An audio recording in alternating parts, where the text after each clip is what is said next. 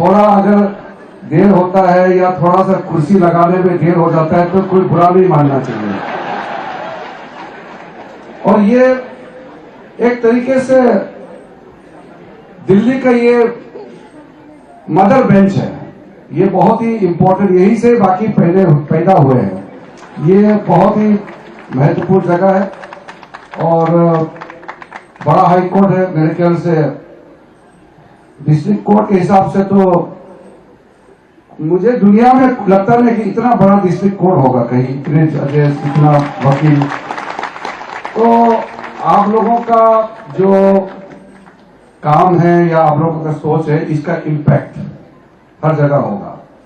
और क्योंकि आज हम लोग एक तरीके से सेलिब्रेशन मूड में भी है, 26 जनवरी आने वाले हैं और आप लोग एक मिल करके बेंच और बार मिल करके जो कार्यक्रम बनाया है तो एक सेलिब्रेशन मूड में है। मैं बहुत सीरियस बात नहीं, लेकिन आपके साथ ही मुझे आने का मौका मिलना और दो बातें रखने का मौका मिलना, यही मेरे लिए बड़ी बात है। इसलिए मुझे यहां आमंत्रित करने के लिए मैं बार एसोसिएशन को बहुत बहुत धन्यवाद देता हूं। गवर्नमेंट और जुडिशरी में बार एंड बेंच और सरकार, हम लोगों के बीच में कोई ऐसा अंतर मुझे दिखाई नहीं देता है। हम लोग सब देश के लिए और लोगों को न्याय दिलाने के लिए सब एक ही जुट काम कर रहे हैं। तो कभी कभी सरकार का जो सोच है और सरकार किस तरीके से न्याय प्रणाली को ठीक करने के लिए, चुरुस्त करने के लिए क्या क्या काम कर रहे हैं, इसका भी जानकारी आम लोगों को तो होना ही चाहिए। लेकिन जुडिशरी में जो लोग रहते हैं और पूरे के पूरे जो लीगल फ्रेटर्निटी है, इनको तो जानकारी रखना आवश्यकता है। और मैं मानता हूं कि हमको भी जो सरकार में है, खास करके जो सरकार चलाते हैं, हम लोगों को तो और भी ज्यादा जानकारी होना चाहिए कि आपका जरूरत क्या है, आपके लिए सरकार क्या करना चाहिए। हमारा देश एक बहुत ही वाइब्रेंट देश है, जो एक डेमोक्रेटिक तरीके से भी आप देखा जाए या पॉलिटिकल दृष्टि से भी देखा जाए तो एक सक्सेसफुल डेमोक्रेसी आप माना जा सकता है। लेकिन आप कभी कभी ऐसा चीज देखने को मिलेंगे कि ये घटनाएं क्यों हो रहे हैं, कभी कभी कुछ चैलेंजेस सामने में दिखाई देता है, तो आप भी सोचेगा कि ऐसा क्यों हो रहा है। लेकिन इसमें जितना बैठे हैं सबको इसका अंदाजा तो होगा कि हम उभरता हुआ देश है।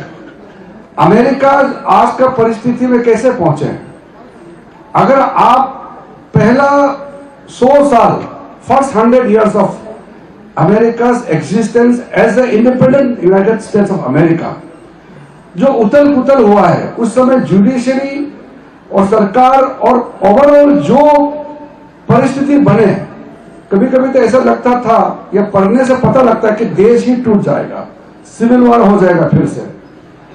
ऐसा चर्निंग प्रोसेस हो करके आज अमेरिकन सिस्टम में एक स्टेबिलिटी आया है।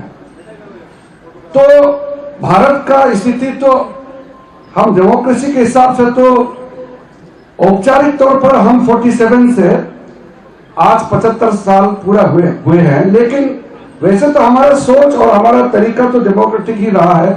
हम एंशिएंट देश है, लेकिन आप 1947 से आज तक देखिए कितना चेंजेस आए हैं और जो चेंजिंग डायनामिक्स है वो बदलते रहेंगे, वो स्टैटिक होगा नहीं। इसलिए कभी ये मत सोचिए कि जो सिस्टम चल रहा है वो सिस्टम का सवाल नहीं उठेंगे, ऐसा भी सोचना गलत है। और जो इस्टेब्लिश सिस्टम है, कभी कभी उस सिस्टम में बदलाव भी आता है। जैसे परिस्थिति आते हैं, चुनौतियां आते हैं, तो उस हिसाब से बदलाव भी लाते हैं। इसलिए तो कॉन्स्टिट्यूशन ऑफ इंडिया को 100 बार से ज्यादा अमेंडमेंट कर चुके हैं। तो जरूरत क्या पड़ा कि उस समय कॉन्स्टिट्यूशन बना 1950 में, जब हम लोग ने अडॉप्ट करके लागू किया, तब से ऐसा चीज क्या हुआ कि 100 बार से भी ज्यादा कॉन्स्टिट्यूशन अमेंडमेंट लाना पड़ा। और कोर्ट में भी जब सुप्रीम कोर्ट में कुछ जजमेंट देते हैं, उसको लार्जर बेंच उसी इंटरप्रिटेशन को और एक नए रूप देते हैं। तो वो समय के साथ जैसे समय है उस हिसाब से रेस्पॉन्ड करना है। मुझे लगता है कि इंडिया जिस हिसाब से आगे बढ़ रहे हैं, हमको और समय लगेगा और एक अलग अलग रूप अलग अलग समय में मिलते रहेंगे और ये प्रथा चलते रहेंगे। इसलिए कभी आप लोगों को आश्चर्य भी नहीं होना चाहिए कि इतना डिबेट क्यों हो रहा है समाज में। मैं तो ऑपोजिशन एमपी के हिसाब से भी काम किया। जब मैं ऑपोजिशन एमपी के रूप में पार्लियामेंट में काम करते थे तो उस समय तो सोशल मीडिया तो था नहीं, इतना डिबेट डिस्कशन का कोई मौका नहीं था। सिर्फ चुने हुए कुछ जो बहुत ही गिने चुने लोग होते हैं, चर्चित चेहरे होते हैं, वही टेलीविजन डिबेट में हिस्सा लेते थे, वही टेलीविजन में हिस्सा लेते थे और न्यूज़पेपर में भी उन्हीं का नाम छापते थे। आम आदमी का तो आवाज था नहीं। आम आदमी अगर बोलना चाहे तो भी नहीं बोल सकते हैं। कहां बोलेंगे, प्लेटफॉर्म था नहीं। नेता लोग ही बोलते थे। नेता मतलब पॉलिटिकल नहीं, हर जगह नेता होते हैं, लीडरशिप होते हैं। आप लोग कभी बार एसोसिएशन का नेता होते हैं। तो इस तरीके से हमने खुद जो देखा है as a opposition MP, public कहां सवाल करने का मौका मिलता था सरकार को। आज तो हर एक इंडिविजुअल, हर एक नागरिक सरकार को सवाल पूछता है और सवाल पूछना भी चाहिए। सरकार को, जो चुने हुए सरकार है, उनको सवाल नहीं करेंगे तो फिर सवाल किससे करेंगे। तो सरकार को लगातार अटैक होता है, क्वेश्चन करते हैं, हम उससे पीछे हटते नहीं हैं, हम फेस करते हैं इस चीज को। हम लोग तो चुने हुए लोग हैं। मैंने कई बार सुप्रीम कोर्ट के हमारे चीफ जस्टिस, सुप्रीम कोर्ट के जजेस, हाई कोर्ट के जजेस के साथ में कई बैठक हुए, कई कार्यक्रम में साथ बैठे।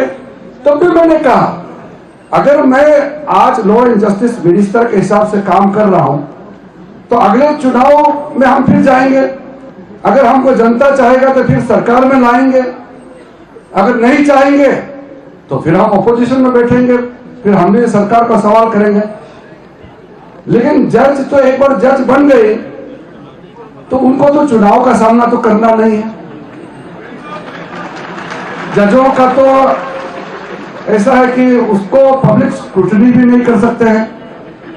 तो इसलिए मैंने कहा कि जितने जो जजेस होते हैं, आप जनता आपको नहीं चुनते हैं, इसलिए जनता आपको बदल नहीं सकते हैं, लेकिन आपको जनता देख रहा है। आपका जो जजमेंट है,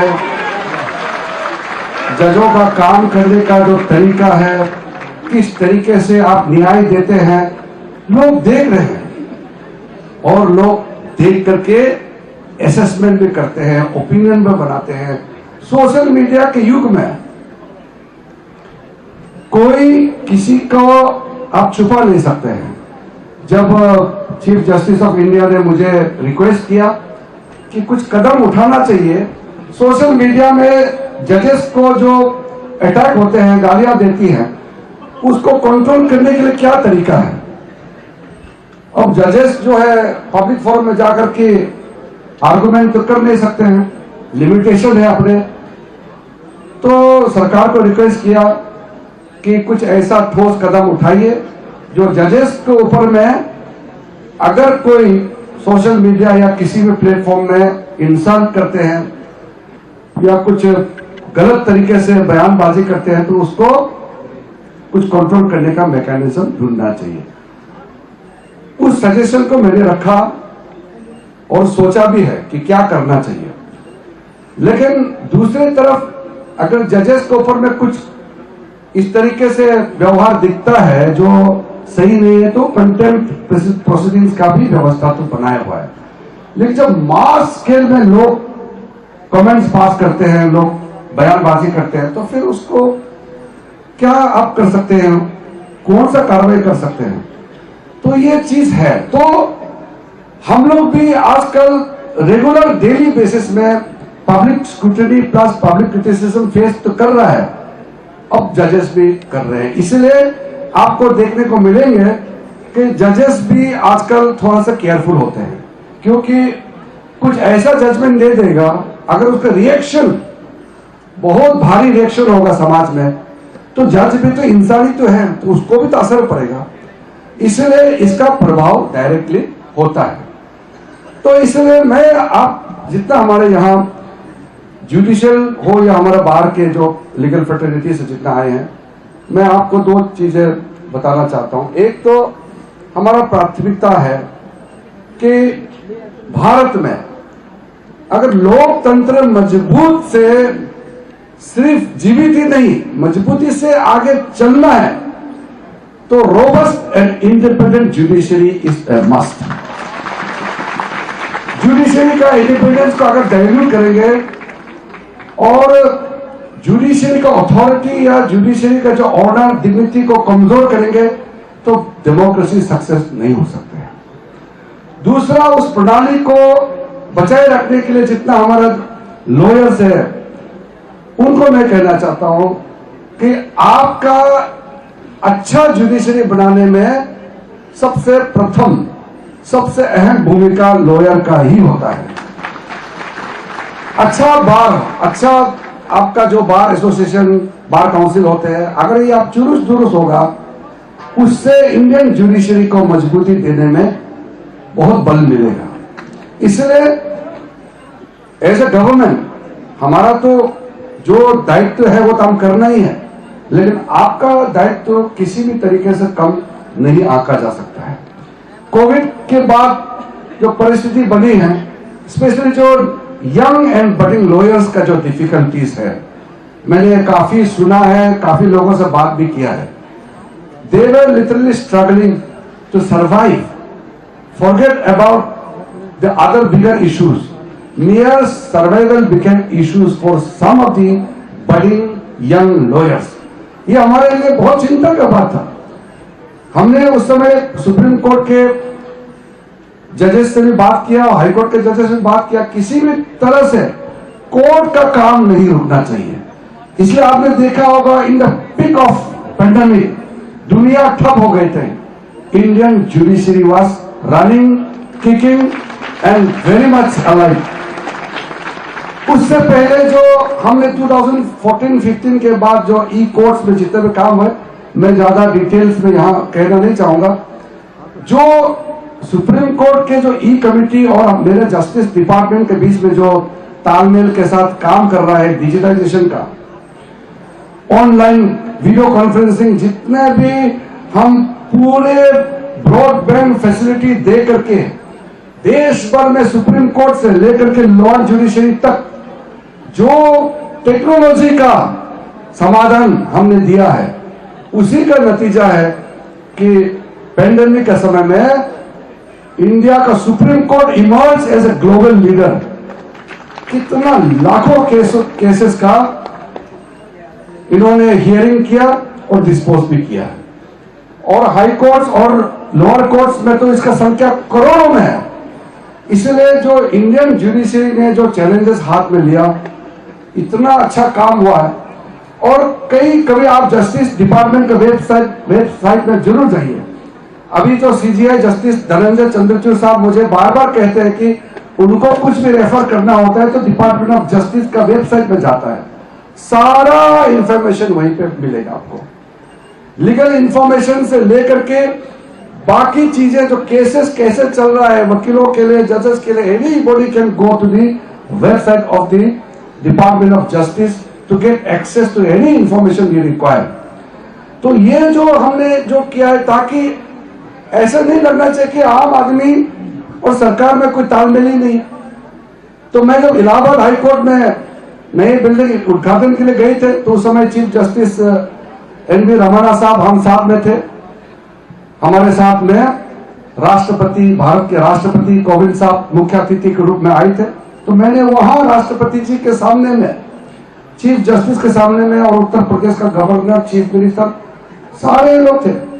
मैंने कहा कि आम आदमी और न्याय, ये दोनों के बीच में कोई भी गैप नहीं होना चाहिए, और इस गैप को दूरी करने का प्राथमिक जिम्मेदारी हम सबका है। सरकार का है, जुडिशरी का है। तो चाहे वो जज हो, चाहे वकील हो, चाहे बैकअप देने के लिए हम सरकार पीछे खड़ा है, हम सब एक है। इसलिए कभी कभी आप लोग को देखने को मिलेगा कि कुछ डिफरेंसेस है क्या, कुछ सरकार और जुडिशरी के बीच में तालमेल नहीं है क्या, ऐसा देखने को मिलेगा कभी कभी। डेमोक्रेसी के अंदर में डिबेट डिस्कशन नहीं होगा तो फिर ये क्या डेमोक्रेसी है। तो अगर सुप्रीम कोर्ट के कुछ व्यूज होते हैं, सरकार के कुछ व्यूज होते हैं, अगर उस व्यूज में कुछ डिफरेंसेस होता है तो कुछ लोग उसको ऐसा पेश करता है कि यहां तो महाभारत हो गई है सरकार और जुडिशरी के बीच में। बिल्कुल ऐसा नहीं है। हम हर शाम हर सुबह किसी न किसी रूप में लगातार मिलते रहते हैं। अभी का वर्तमान में जो भारत के मुख्य न्यायाधीश है जस्टिस चंद्रचूड़ साहब और मेरे बीच में लाइव कांटेक्ट रहता है। हर छोटे छोटे चीज से लेकर के बड़े बड़े मुद्दे हम डिस्कशन करते हैं। डिफरेंसेस होते हैं। मैं तो राजनीति पार्टी से आया हूं। हमारा पार्टी भारतीय जनता पार्टी में तो शुरू से ही कहता है कि हम लोग एक दूसरे के बीच में मतभेद हो सकता है लेकिन मनभेद नहीं होना चाहिए। तो हम लोग मिलते हैं लेकिन ओपिनियन अलग हो सकते हैं कभी कभी। उस ओपिनियन अलग होने से यह मतलब तो नहीं बन जाता है कि हम बिल्कुल एक दूसरे के ऊपर में चढ़ाई कर रहे हैं। अभी कई चीजें हैं, मैं आपको उदाहरण देता हूं। मैंने 6 तारीख जनवरी में एक पत्र लिखा, चीफ जस्टिस के नाम पे एक पत्र लिखा जो मेरा ड्यूटी है, मुझे लिखना था, मैंने पत्र लिखा। मैंने ये पत्र लिखा, किसी को बताने का जरूरत नहीं है, ये कोई पब्लिक अनाउंसमेंट करके लिखने का चीज नहीं, ये प्रक्रिया है। 2-3 दिन तक तो किसी को पता नहीं था। ना जाने कहां से किसी को पता लगा और न्यूज हेडलाइन बढ़ा दिया कि लॉ मिनिस्टर ने चीफ जस्टिस ऑफ इंडिया को पत्र लिखा और ये कहकर के लिखा कि कॉलेजियम में सरकार का एक प्रतिनिधि होना चाहिए। कोई हेड और टेल नहीं, कोई सच्चाई नहीं, किसी ने न्यूज लगा दिया और न्यूज पे चर्चा कर रहे हैं और लोग बयानबाजी भी कर रहे हैं। मुझे तो पता भी नहीं है, मैं टूर में था, मुझे किसी ने बोला कि आपके एक पत्र को लेकर के यहाँ चर्चा हो रहा है, न्यूज में डिबेट हो रहा है। मैंने कहा कि डिबेट क्या हो रहा है, मैं तो टेलीविजन न्यूज देखता नहीं हूं, तो डिबेट किस चीज का हो रहा है। तो बोला कि लॉ मिनिस्टर ने कहा कि कॉलेजियम में सरकार का एक आदमी होना चाहिए। अब बताइए, ये तो सेंसिटिव मैटर है। कॉलेजियम में 5 लोग होते हैं, चीफ जस्टिस और 4 प्यूरी जजेस होते हैं। मैं कहां से ला करके किसी को उस कॉलेजियम में एक और डाल दूंगा? कोई प्रक्रिया तो होना चाहिए, कोई तरीका होना चाहिए। और ये झूठ बात को लेकर के कोई फॉर्मर सुप्रीम कोर्ट जज ने बयान दे रहा है, लॉ मंत्री को ऐसा नहीं लिखना चाहिए। फिर उसको एक बड़े वकील ने बोला कि ये लॉ मंत्री ने, लॉ मिनिस्टर ने जो लिखा है बहुत ही गलत बात लिखा है। अब सोचिए, इस तरीके से चीजें बिना मतलब का आगे बढ़ता है और लोगों के दिमाग में जो जिसका कोई तर्क नहीं है, जिसका कोई आधार नहीं है, लेकिन डिबेट चलाया हुआ है। अगले 2 दिन तक डिबेट चला रहे हैं कि लॉ मिनिस्टर ने कॉलेजियम में जो आदमी डालने का बात किया वो सही है कि नहीं, इस पर डिबेट शुरू हो गया। तो मुझे लगता है कि कुछ लोगों को दूसरे को लड़ाने में मजा आता है क्या? हम लोग तो लड़ने का कोई इच्छा नहीं है और लड़ना भी नहीं चाहिए। हाँ, एक दूसरे को बातचीत जरूर करना चाहिए। तो इस तरीके से मेरे लिए कुछ नहीं है अगर कोई विवाद बनता है, लेकिन इंस्टीट्यूशन का क्रेडिबिलिटी पे सवाल उठता है तो बिना मतलब से ये नुकसान होता है। मैंने देखा ना, किसी ने मुझे वीडियो भेजा और बार बार, वो वकील है, सुप्रीम कोर्ट में शायद प्रैक्टिस करते होंगे, मैं तो सुप्रीम कोर्ट जाते नहीं है, तो बोला कि दिस गवर्नमेंट, मतलब Modi government, this government is trying to hijack judiciary. अब सोचिए, मैं जवाब दूं तो भी क्या जवाब दूं जिसका कोई बेसिस ही नहीं है। तो मैंने सिर्फ एक ट्वीट किया कि ऐसा कोई पत्र नहीं है।